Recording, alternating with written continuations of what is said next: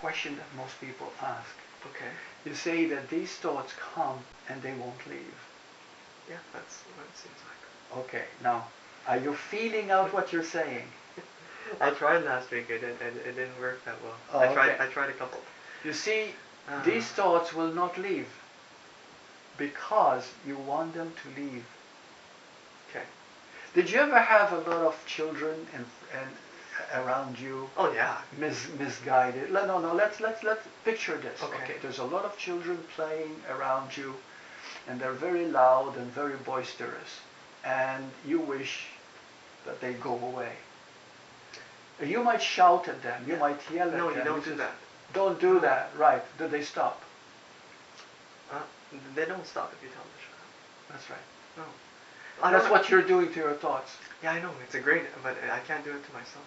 I used to run a summer camp, and I never had this problem. I love the kids. That's right. But when it comes to myself, it just doesn't work. I can come up with 1,000 analogies. This is where it gets very important. Okay. Yeah.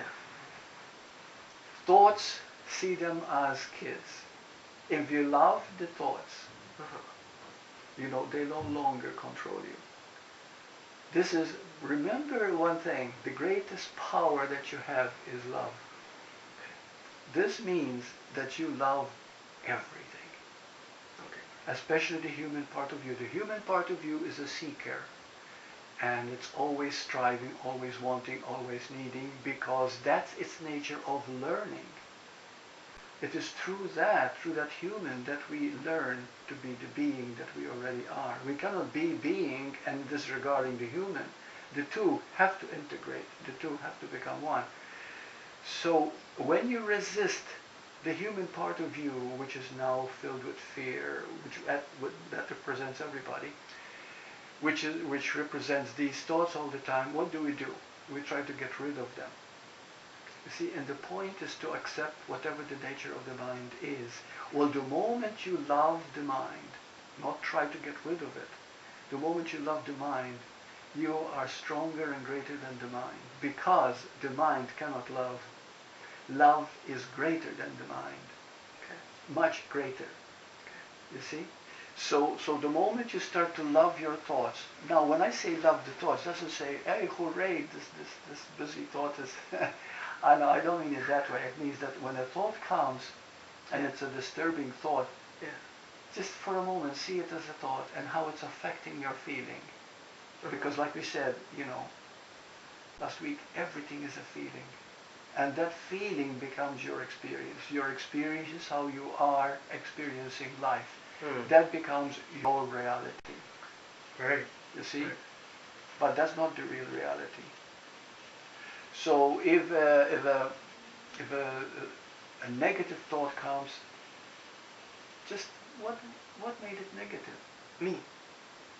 No, yeah, just my mind. It's true. Okay, what made it negative is your interpretation of that thought. Yes, that's what I mean. You see, you interpret because a thought is a thought.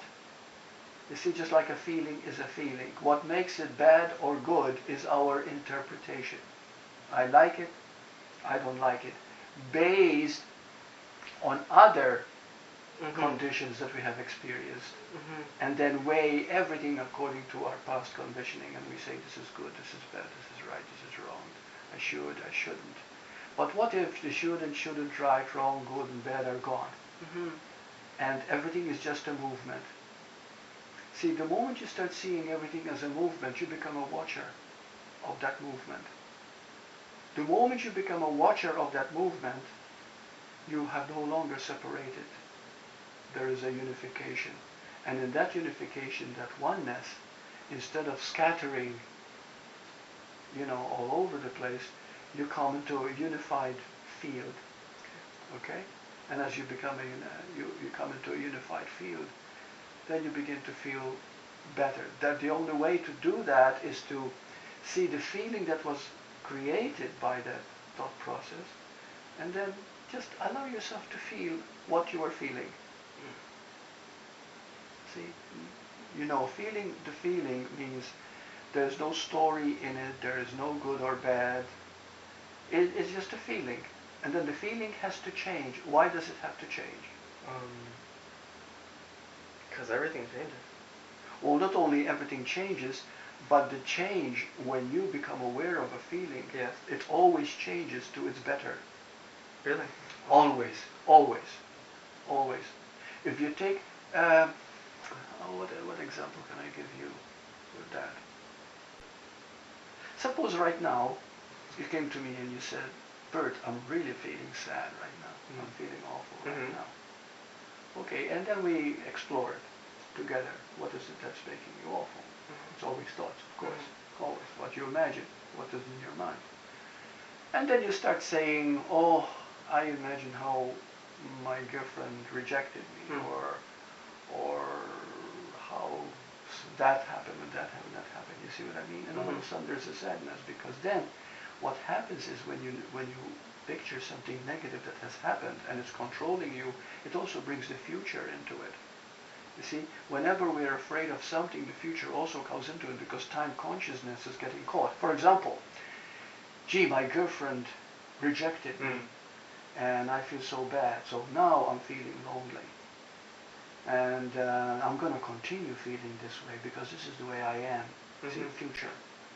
See, this is what is happening. But then you remember that feeling the feeling means the feeling itself, which is the now beyond past and future. So you don't put the story in there. You become aware of what created it, which was the thought, and you stay with the feeling, just the feeling. And something magical happens when you stay with the feeling. Suppose there is sadness at the moment, and you become one with the sadness. And all of a sudden you find, I thought it was over here, I thought it felt a heaviness, but where is it? You know, all of a sudden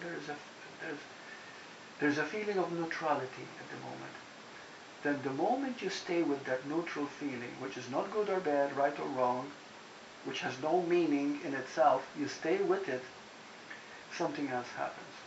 The moment you surrender to it, you just surrender to that neutral feeling, then the being takes over. And when you get up or move around, you'll find, oh, I feel better. I feel lighter. You see? Automatically. So, do you have any questions? Nope. Okay, because all this has to do with what we uncovered. You see, from the visualization tour that we did of your subconscious, there was a lot of limitation there. Yeah. You see. So what should I do? So just feel the feeling.